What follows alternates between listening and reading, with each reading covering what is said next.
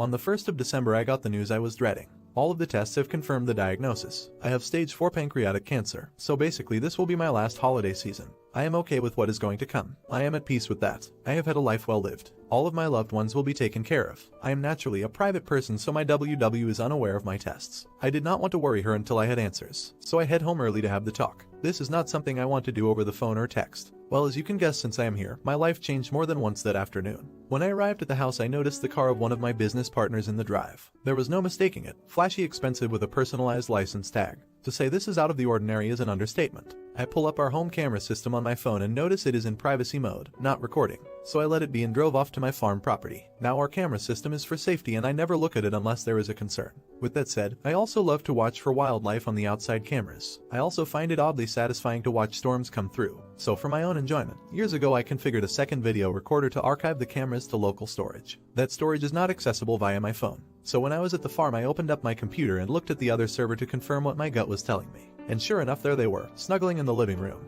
drinking wine, dancing, then going up to the bedroom suite. Apparently they left the doors open, because the microphone recorded their activities after they left the camera view. With my limited time left, I wanted answers, but I don't want the drama of a confrontation and divorce. Call me what you will, but all of my devotion and love for her left me that afternoon. I have all of the emotions that are to be expected. I know that I am not to blame. I have been a loyal, romantic, and attuned partner. I am now thinking about myself. I know what is important to me, so I called my lawyer, and we reviewed my will and our prenup. I told him what was going on. We worked on understanding how long and to what extent this affair has been going on. What has been found is disturbing, and I either clearly did not know the woman I shared 2+ decades of life with, or something in her changed. At this time I am not going to say anything to my kids or WW. I am going to put on a stiff upper lip and get through the holidays. Give the kids and grandkids one last holiday memory with me involved. I will be the doting father and grandfather, and then try to play the doting husband role. Some background for some of the obvious questions. AP is a widower and is not remarried. He is a business partner, but not a friend. I do not invest with friends. I never married my twin's mother. It was her choice, and I completely agree with her that at that time she made the correct decision. My kid's mother married a very wonderful man when the kids were 7. Sarah and Steve never had kids of their own. I got my head out of my ass when the kids were 3. I have been very involved with them before that, but that is when I started my road to be the father I wanted to be. Sarah and I co-parented well together, and I would call Steve a friend. Sarah, Steve, and I are in our 60 seconds. Jane is almost 60. AP is in his 50 seconds. Jane and I are both in our first marriage. We were in our 30 seconds when we married. What do I need? An outside outlet and release valve. If I am going to accomplish my goal, I need to vent my anger and talk through my situation. What better outlet than internet strangers? I am at peace with how and when my life will conclude. Christmas is a week-long affair every year. Let me know what you're thinking right now in the comments section. We spend Christmas through New Year on the farm. We cut down a tree after everyone arrives. We decorate, cook, play, and celebrate as a family. Sarah and Steve have been a part of this tradition since I bought the farm. I remain steadfast in not telling anyone until after the new year. If I told Sarah, she would not be able to keep it in. I don't want to place Steve in a position to lie to his wife. I want the kids and grandkids to enjoy the week. We will have plenty of time to cry and prepare in a few weeks. Jane's presence this week will just be a small detail in the long run. Really, I don't care about her anywhere near the rest of the family. The finances are very interesting. Jane and I met and were married after we both were very established in our job and wealth. She had a good job with a great pension. She also had 2 inheritances that were in a trust. We agreed early on that we were both comfortable and we would not disclose to each other our entire worth, by her insistence. We also have a prenup where any property in or trust that predates the marriage and any income from those resources are not considered marital property. Again, on her insistence. Now I have provided both properties. I purchased the travel, food, and fuel. Basically, I support her 100%. Her income and wealth is spent by herself. She purchased her car, clothes, personal travel, and cosmetic surgery. She is a very beautiful woman on the outside but has shown she is very ugly inside. A few days after I got my diagnosis, I announced my retirement from the nonprofit.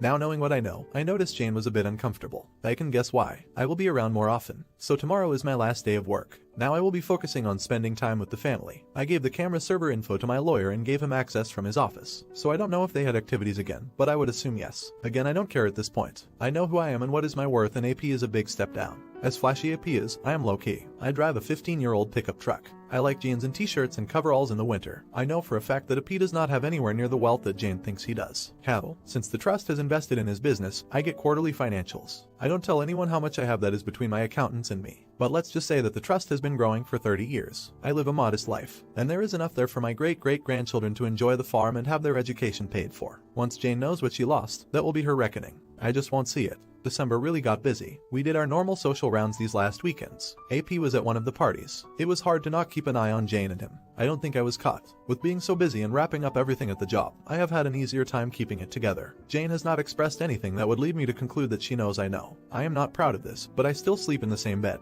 I have been selfish with her as of late. I feel like I am using her, but she has apparently been using me for at least the better part of this year. I am not as honorable as many of you have made me out to be. I hate this small amount of deceit, so don't worry about Jane getting everything because she will not. The trust is in great hands. I have detailed instructions on how it is to be managed. Not an idiot. I personally would leave everything to your kids, including the house, and I would make sure that she was left absolutely nothing. I would also not tell her anything about you and get your will and proof all done in separate finances from her and keep your money safe. I would personally leave her broke and homeless with proof of her infidelity, and I would never touch her again and would make excuses all the time, so I wouldn't have to. Let everyone find out at the reading of the will. Not an idiot. That's hard news as it is. To feel abandoned like that after is truly a bitter pill to swallow. In reality, it's very difficult to really know anyone or what they're capable of. Unless you're an extremely good actor, and I'm not on my best days, much less under the crushing weight of your situation, confrontation seems inevitable. If she still cares about you, she will know something is wrong, and she won't stop asking about it. If you're enjoying the video, drop a like and subscribe. My buddy Steve has worked at a small business for over 10 years. Most of his time there has been pretty alright, but recently it has become a remarkably worse place to work. Steve is the most senior employee outside of management and by far the most productive. He's always training new hires, working extra hours, helping other departments, you name it.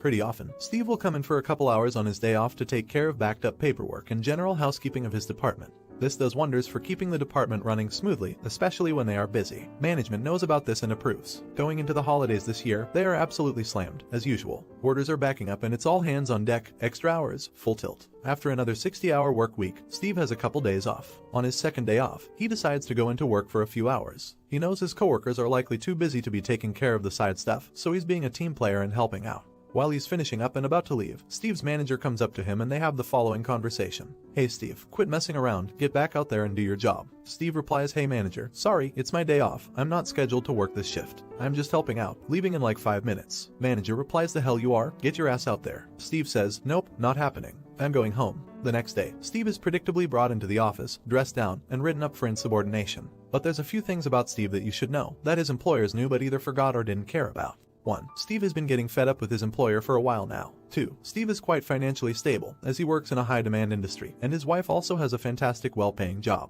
3. Steve is about to become a dad. In fact, he is very close to becoming a dad, right after the holidays most likely. So, Steve is in the manager's office, just finished getting talked down to, and handed his write-up to sign. Steve signs his write-up, and hands it back, along with an envelope with a short letter inside. "What's this?" Manager asks. "By 2 weeks' notice." Cue the backpedaling. Manager is apologetic, asks for Steve to at least finish the holiday rush. The big boss comes in and offers a raise if he stays, the whole shebang. Steve turns it all down. Now Steve's former employer has to get through the holidays without their most reliable worker, which will take at least 2 or 3 new hires to cover. Meanwhile, Steve can enjoy the holidays without stress, help prepare for the arrival of their baby, and start looking for work again when they're good and ready. Edit. Obligatory while this post blew up reaction. Some clarification. Steve's position is hourly, and he got overtime pay for the extra hours. The stuff he worked on during these extra hours would collectively save his department a lot of time and headaches. That's why he did it. There used to be a good team vibe in the company from top to bottom. Coworkers who were genuinely friends and good teammates. So going the extra mile made a good thing even better. Not so much towards the end. Also, giving him 2 weeks instead of quitting on the spot was a combination of professional courtesy,